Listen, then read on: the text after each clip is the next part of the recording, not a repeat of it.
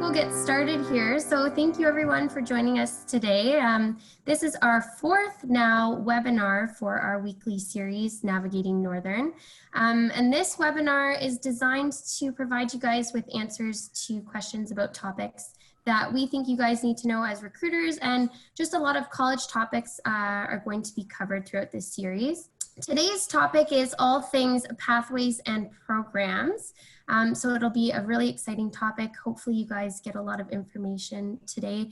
Feel free to ask questions in the chat throughout the webinar. We'll make sure that we answer those at the end if they're not answered throughout the actual webinar. But I wanted to let you guys know kind of the layout of today's webinar. So we are going to start by doing an introduction from all of our panelists here. And then we will move into the interview portion. So we do have some questions that have been predetermined, so we will be going through those. And then we will open that up to questions from our viewers at the end. So like I said, if you do have any questions, please drop those below in the chat section. Make sure that you do hit all panelists and attendees so everybody can see your questions there. And this webinar is going to be recorded. So if you were unable to join us today live, at least you'll be able to watch us later on. Okay, so are we good to start, everybody? Yes? Yeah. Okay, so let's do a little roundtable introduction. So let everyone know here who you are, the position that you do for the college, and how this benefits the students from the work that you do. So I'll start first. So my name is Kara McComb, and when I'm not the host or the co-host here, I am one of the Liaison and Recruitment Officers, but I do the Southern Ontario market. So if you live anywhere below Huntsville, I would likely be at your high school, a community event, and I'm the person that you go to if you have any initial questions about the college at all. So that's what I do. And I'm Sumit Swami. I'm the another Liaison and Recruitment Officer here at Northern. We are the two parts. I'm the Northern recruiter. So if you are anything above Huntsville, then you talk to me. I don't know what happens if the people are in Huntsville. I think we both can go there. We just skip Huntsville. Huntsville we both cover it, yeah. Whoever is out there, we'll see, okay, this is, maybe Kara is there and she can talk, or either I can talk. But yes, we both travel, we both do events together sometimes, and then we are also going to high schools doing presentations and, giving all the information that is being needed. So pretty much we like each other. We like to travel a lot together, but it doesn't work out every time like that, So, maybe we should go with Alicia, I guess. Hello, I'm Alicia Ouellette. I'm the Enrollment Services Coordinator for Northern Colleges, all campuses. And I look at everything from student services to admissions, to the registrar's office, and especially with pathways and also institutional research. So today I'm going to be here to answer and talk about all pathway related items for you and with you. Perfect. Thanks, Alicia. Okay, how about you, Julie? Hi, everyone. My name is Julie Labbe. I'm the admissions officer for the domestic students at admissions officer for all 4 campuses here. So I'm your first point of contact. Once you've applied with OCAS, your applications come to me. And from there forward, we move forward with, if you have an offer, if you're missing anything, I would be the one to let you know. So we'll be talking a little bit about that today as well. Great, perfect. So now that you know who we all are, we're going to start the webinar by starting with recruitment. So that would be Sumit and I.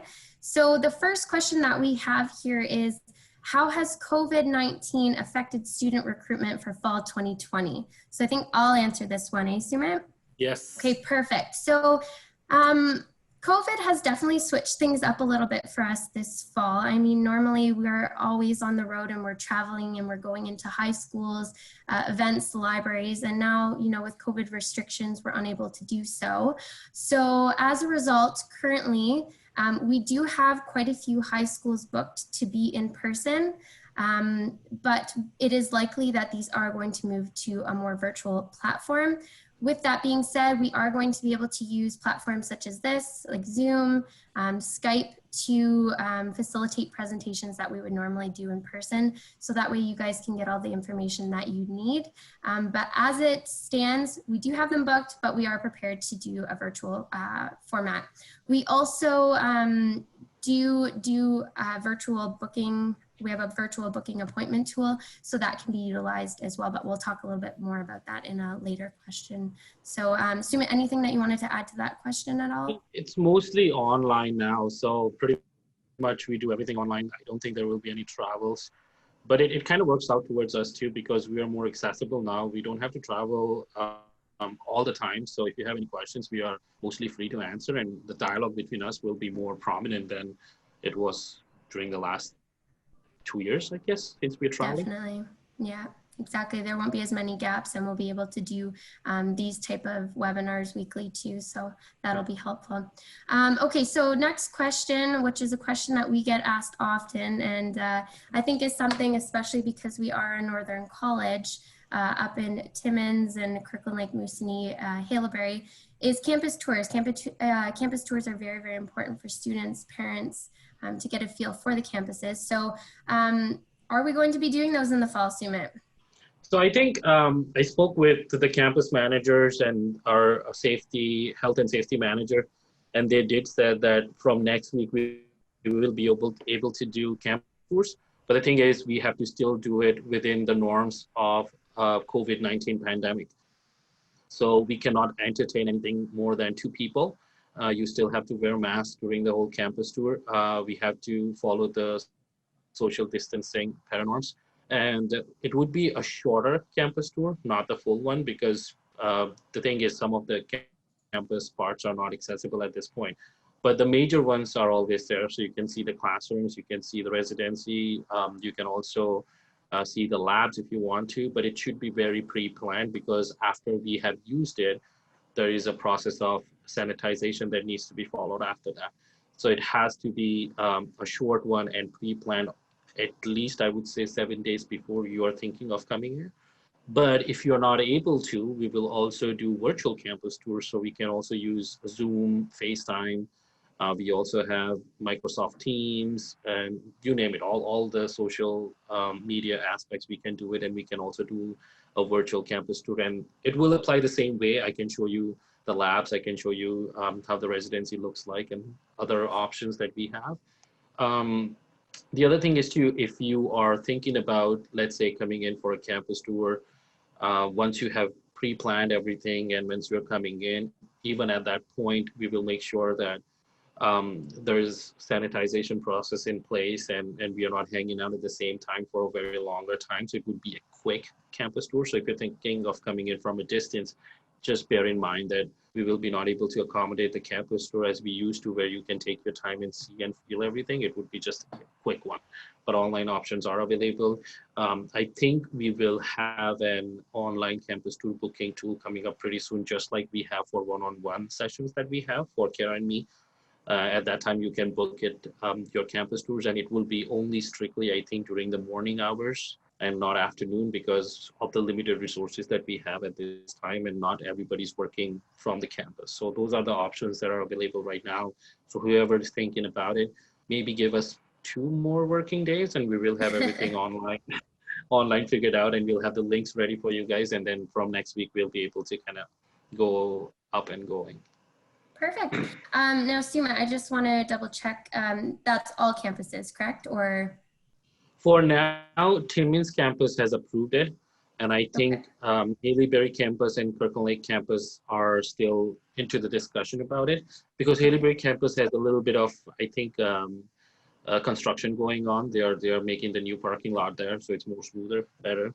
You can park your car even more fast. not on this slide. So once I think the construction is done, then we will have that option of doing that. But with Kirkland Lake, the appropriate managers and the people who are responsible for are having the dialogue going on already. So once everything is out there, we can give you precise information of what campus is available at what time to do a virtual or in-person campus tour. The only problem is that we don't have people working from the campus all the time. It's always work from home. So that kind of makes the communication a little bit slower than the usual, but that doesn't mean that it will take a lot of time. So we have that dialogue going on.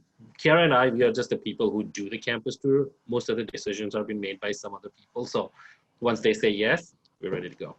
Good to go. Okay, perfect. So now for students that want to contact either of us, how would they go about that? Do you want me to answer that, or do you? Whatever you like, Karen. Okay, I'll answer. Okay. So Sumit and I can be contacted through our emails whenever, and we will provide that contact information at the end of the webinar. Sumit's going to send that out.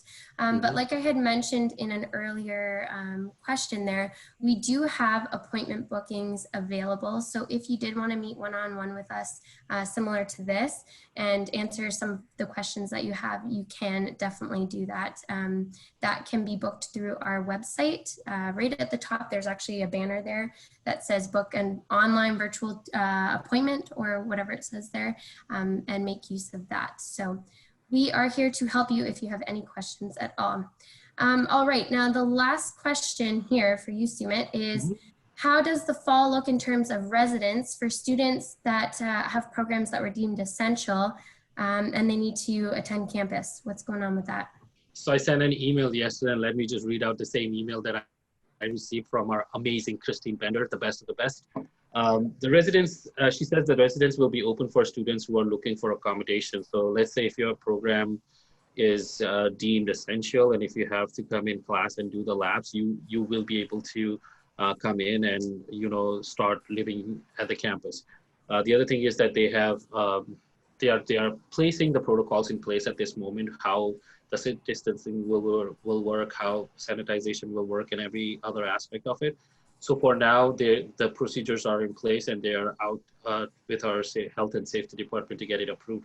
Once they have been approved, it would be as normal as usual, and you can come in and you can stay at the residency like in regular year, but with more safety protocols in place. So there will be some changes that will happen with the process that we have at the residency, the living accommodation and the parking, a little bit, but not too much, just to kind of accommodate the distancing that we have to go through.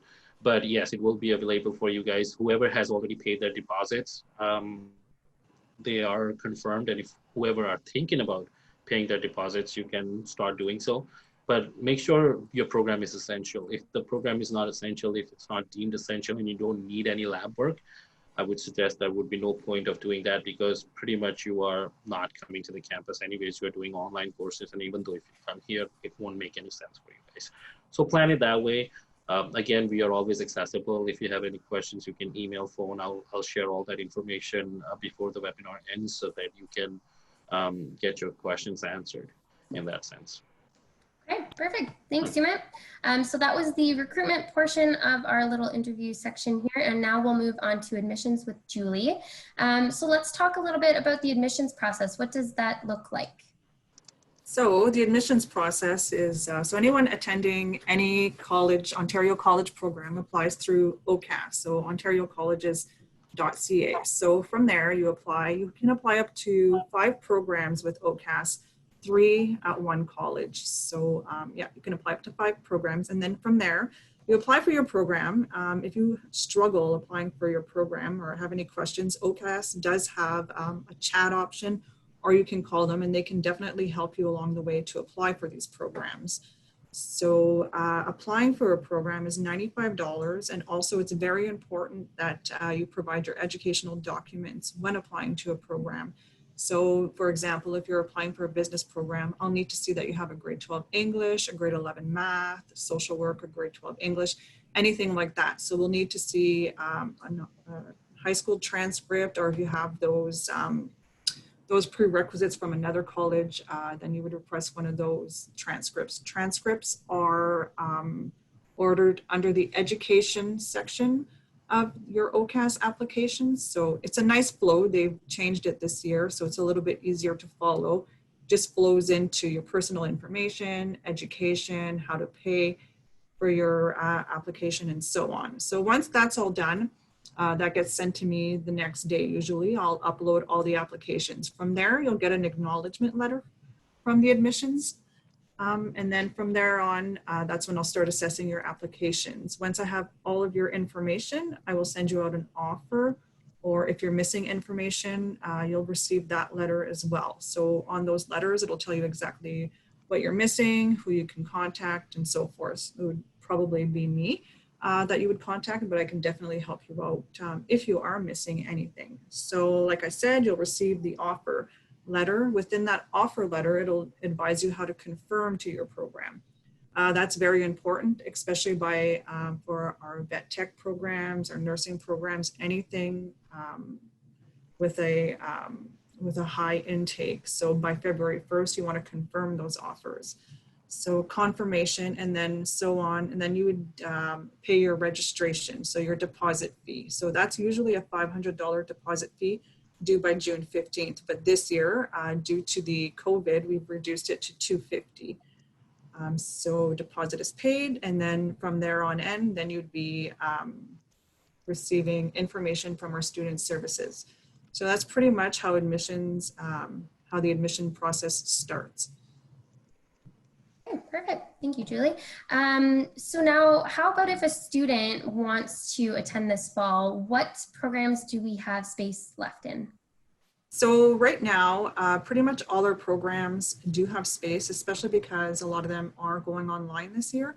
Usually, for example, like our vet tech is usually always closed by February 1st, but due to COVID, we do have a couple of spots left. So everything right now is currently open on OCAS. So as of right now, it is first come, first serve. Sometimes, a lot of times, the last 2 weeks in August, I'll get an influx of applications, and that's when we'll have to start closing programs down. But as of right now, you can apply for anything. So now, how about a mature student that needs to be tested for math or English? And also, how would a student take upgrading at the college or online if wanting to take a program, but they're missing the requirements? Yep, so some of our programs only require an English or an English and a math. So we do have mature testing. It's a pre-admission test for math and English. So if you're missing any of those, if you are over the age of 19 and don't have those requirements, we do offer testing for that. So that testing, it goes to, say you're wanting a business program here, we would send you to the advising team here in Timmins.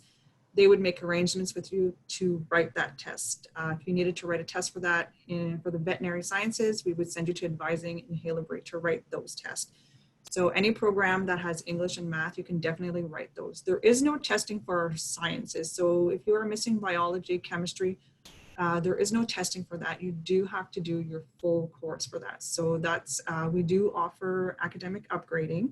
That'll give you your grade 12 equivalency for any of our programs here at the college. So you could do English, math, biology, chemistry within these. And I do believe it's all free. There's a little fee at first, a deposit that you would get back, but it is all free. So as of right now, academic upgrading here in Timmins, they're allowed to have a student come in and do the assessment to see where you are. I'm not sure about Haileybury and Kirkland Lake yet. I don't think that is open for them to come in and do intakes, but as of now, it is online and they will be learning online. I'm just waiting for confirmation to see if there will be any in class for academic upgrading, but as of right now, no. So yeah, so our contact for academic upgrading here, she's for all 4 colleges, is Carrie Kentish. And if anybody has any further questions, they can definitely email me and I can provide that information to them. Perfect. Okay, great. So now our pre-health and general arts and science, how does that prepare a student and what programs can they take once successfully completing that? All right, so our pre-health program, a lot of people do take the pre-health program to go on to the BSCN program, or Bachelor's of Science in Nursing. We are in collaboration with Laurentian University for that. So anyone from high school who didn't take the university stream or didn't get high enough grades, or sometimes they took the university stream, went off to college, didn't do so well the first year, they'll need to have at least 1 year of good, like a 2.8 GPA to come into the nursing program. But with the pre-health, what it does is a two semester program. It'll provide you your English, math, biology, and chemistry. These will prepare you for the nursing program. As long as you graduate with a 3.0 GPA, you would be admissible to that BSEN program. But the pre-health will also, you can also take a pre-health to go into our 2-year or practical nursing program, our veterinary program, our paramedic programs. Anything in the health field, the pre-health will really help you with your readiness for that. General arts and science is a little bit different. That'll kind of, if you're a lot of students, if you're not sure what you want to take, where you want to go, or you didn't really take the path in high school to go those ways, you can take the general. There's a 1 year for the college preparation, 2 year for the university preparation. And you kind of tailor, there is some electives in there where you kind of tailor those courses to go on.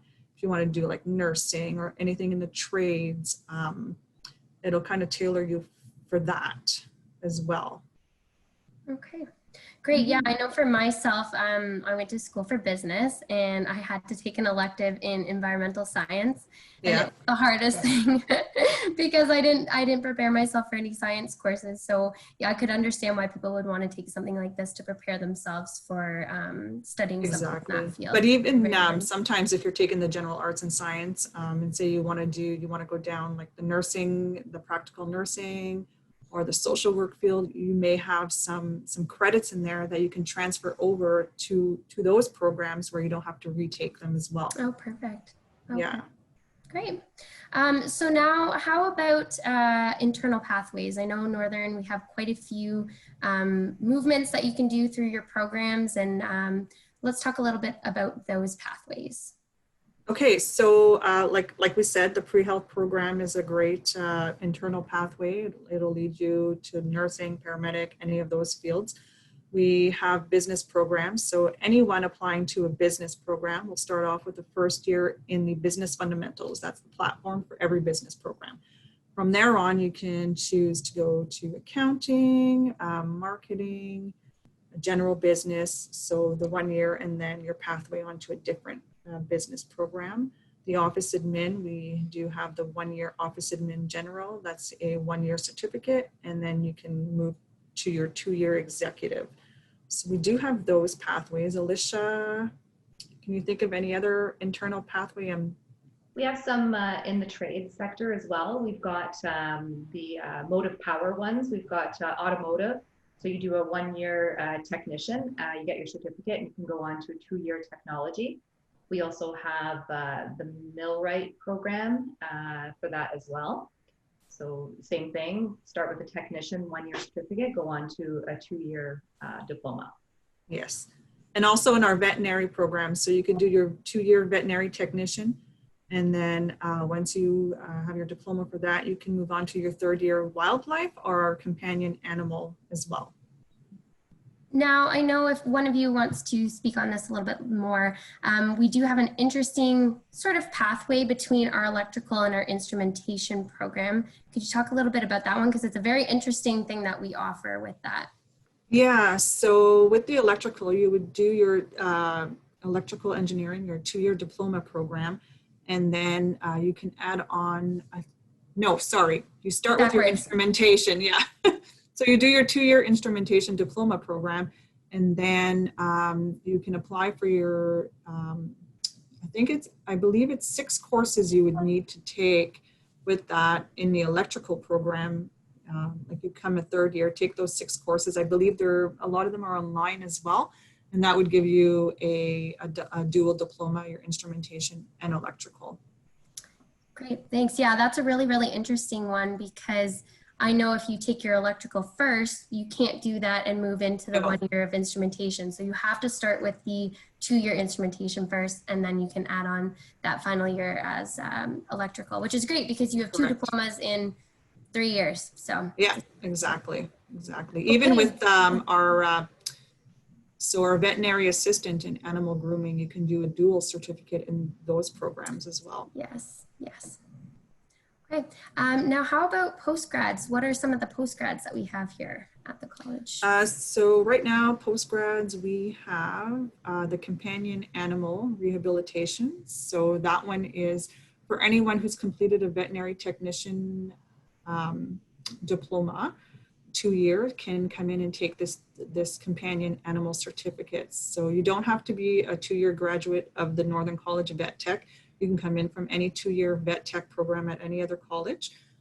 So we have that. We have, this is new this year in September. It's our emergency management pandemic.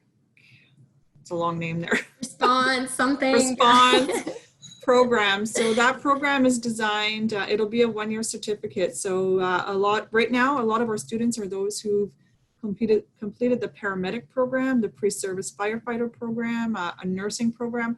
They're going in and taking this 1-year certificate emergency management program.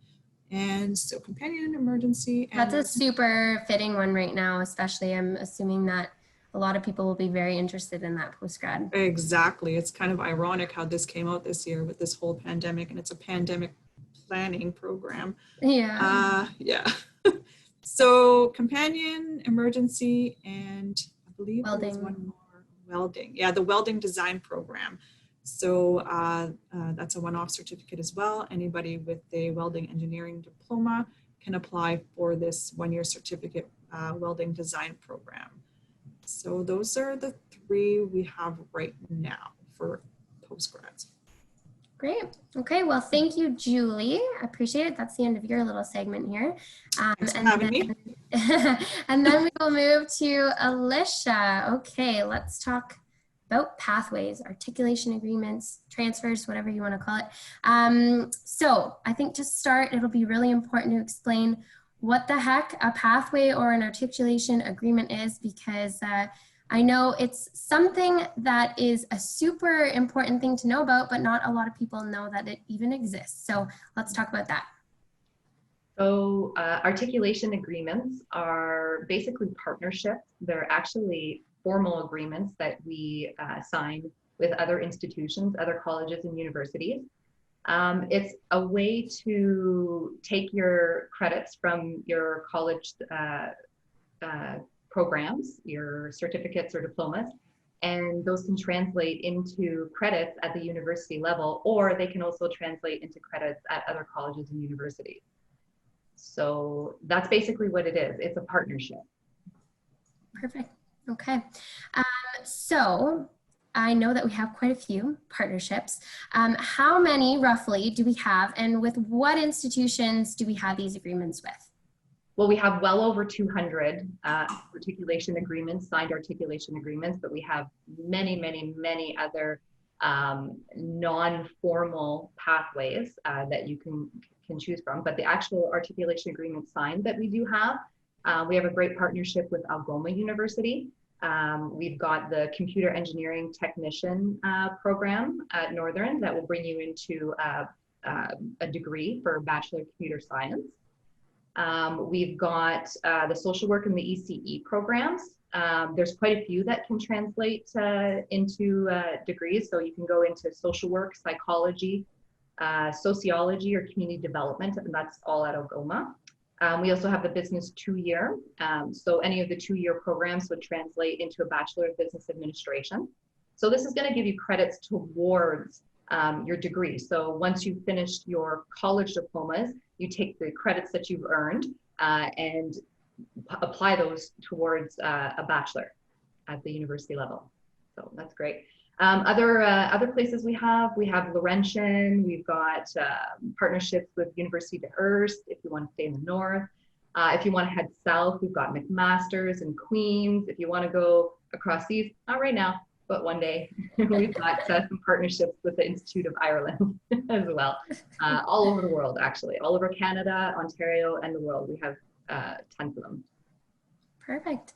I know for myself, I actually had one of my girlfriends in high school who did one of these pathways or articulation agreements, and it wasn't something that was super known about when I was going to school. I mean, we obviously were probably told about it by our guidance counselors, but don't really listen all the time. So she did it. So she did her, I think it was 3 years in college and then 2 years in university.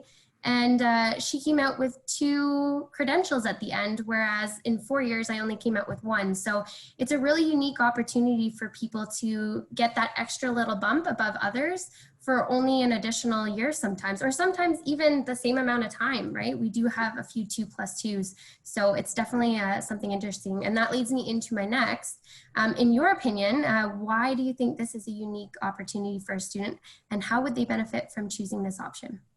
Well, you actually covered a little bit of it in your story, because you're looking at doing almost the same amount of schooling, but coming out with 2 credentials. So you could be coming out with a college diploma, and in the same amount of time that would take you to get the university degree, also the degree, so a bachelor.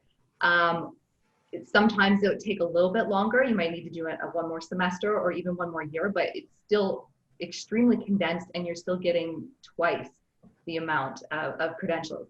And not only that, but other benefits are money. It's less expensive to take your initial way less college level. Yeah, exactly.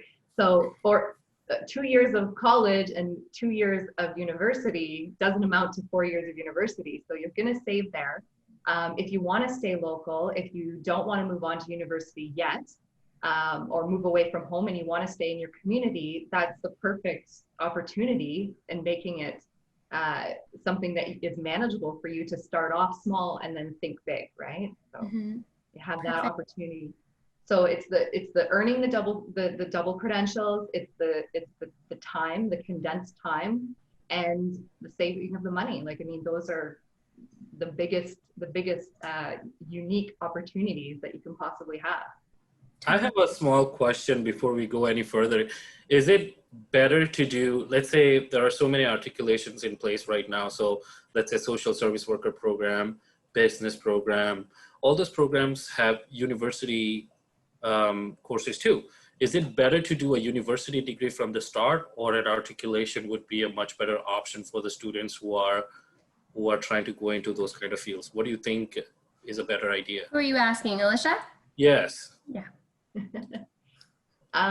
Well, it really depends on what you're looking for. So if you're not, there's a couple of reasons why you would start at the college level and take advantage of an articulation agreement. Even if you don't take advantage of an articulation agreement, those college credits are transferable for like wherever you want to go, to any college or university. You can you're taking that with you. So to answer your question, it really depends on what your goals are. And if you're really not sure, then starting at the college level for cost savings alone is beneficial.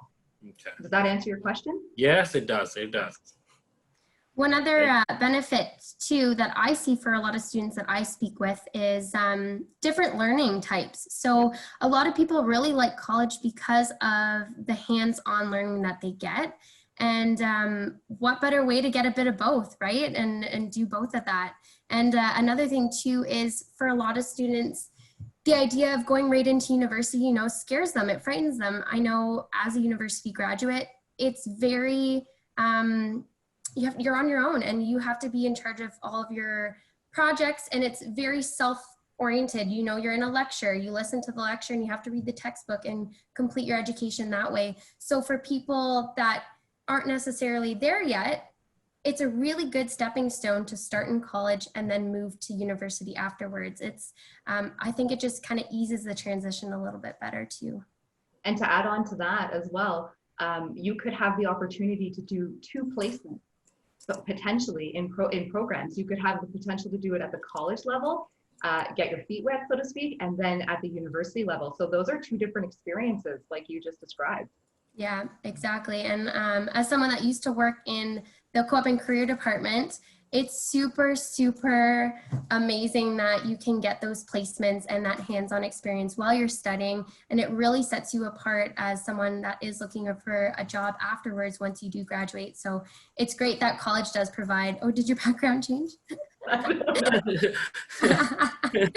It's great that we do have those options. Now she just floated somewhere else. So, okay, so the final question, Can we speak about transfer credits from other institutions? So let's say a student, you know, they started somewhere and they decided, you know what, I want to maybe move back home, or maybe I want to try something else and I want to come to Northern. So what does that process look like? For sure.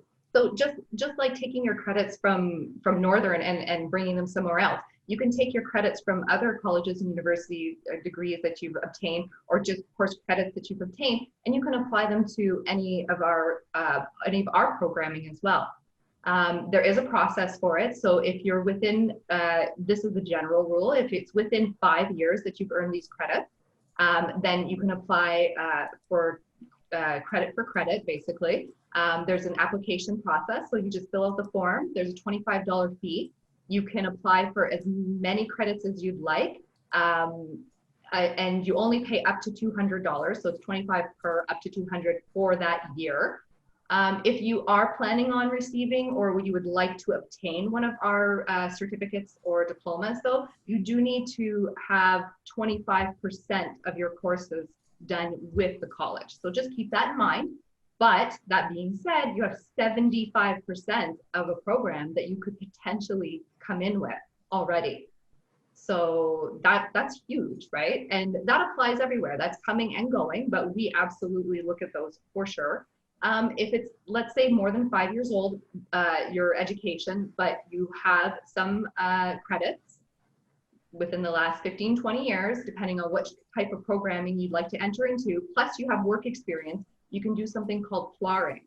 So this is, it combines your education and your work background, and you apply for credits in that manner. So, you know, if you are in nursing and you want to go on to do your Bachelor of Science in Nursing, you can look at potentially FLARing some of your experience and putting that towards it. So those are all options.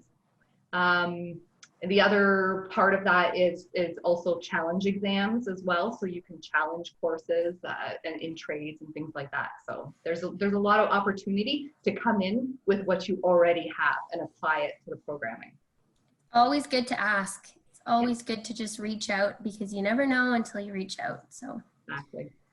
Perfect. Okay, well, that concludes the little interview portion of our webinar. Does anyone want to add anything before we move into questions from our audience?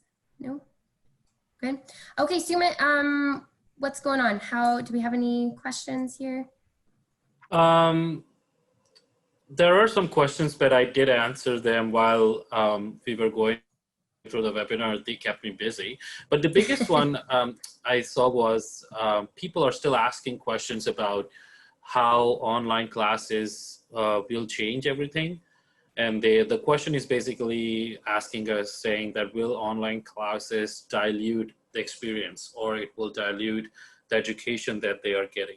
And I guess maybe we can talk about it a little bit, saying that we are making it very interactive. So there would be a lot of fun that you will still have while you're going through online classes. It is not that there will be just a person talking on the screen and you're just listening to it.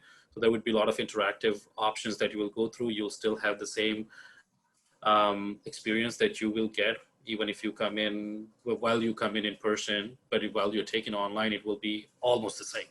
The other thing is too that the classes will be pre-recorded for your convenience. So let's say if you have internet problems and if you have connectivity problems, you can always go through it later on.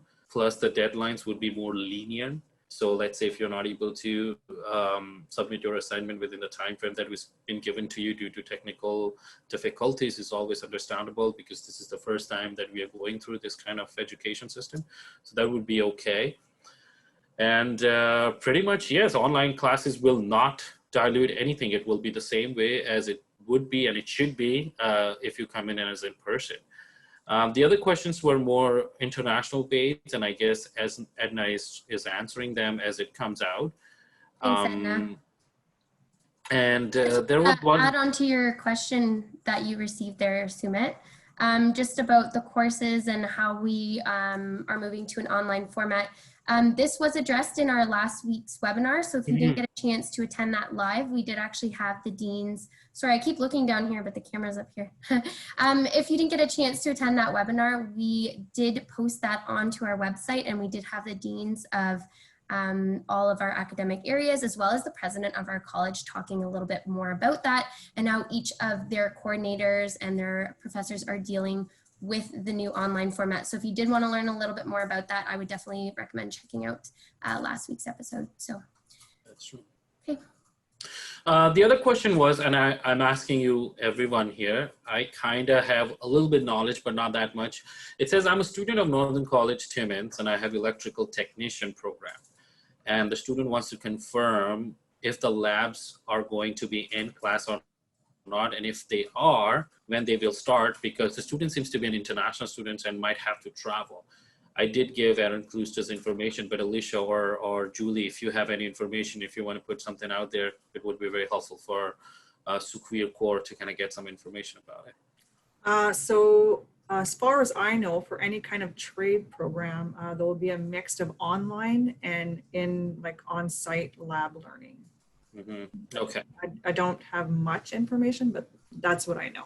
Yes, because she's thinking about specific dates and everything, and I thought maybe Aaron Klooster, our dean for the trades and tech program, would be a much better person to answer that. I did give her that email address, but I'm just putting out that if you have any information that you can share, that would be more helpful.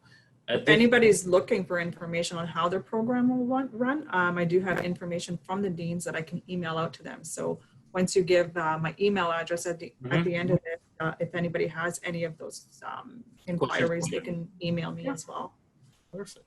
I don't have any other question for now. If you guys have any questions, please come or please write it down at the chat box and we can answer it. We have good amount of time to discuss the questions. So if you have any questions, please let us know. I like that, Alicia, your background kind of took everything, but not the Buddha with a headphone. It's still there. So there's some presence there. The headphones? I thought it was a hydrant that was like blowing smoke. No, it's a Buddha with a headphone in there. So that is the one that still stayed there. It said, I'm not going anywhere. No, you can't green screen me out of here. And I guess those square things are your picture frames, right? Yeah. So those frames. Oh, that's amazing. Yeah. So this background thing is not working that good, eh? I didn't turn it on. It wanted to come on all by itself. Maybe you should have more Zoom meetings because Zoom is mad at you right now. Yeah. Just wanted to test my my concentration, I think. Yeah, exactly. And give you guys something nice to look at. It's beautiful. It's beautiful, yeah. Who doesn't want an office in the river? Yeah, exactly. Who doesn't want to float? Exactly like Timmins. Yeah, actually, very similar. Okay, Sumit, so do we have any more questions or? No, I think there are some, but it's been taken care of. There's not big questions for now, yes. Okay, perfect. So that concludes our webinar. Thank you so much, everyone, for joining us today. Thank you, Alicia, Julie, of course, Sumit. It was great doing this with you guys. I hope that you received a lot of information.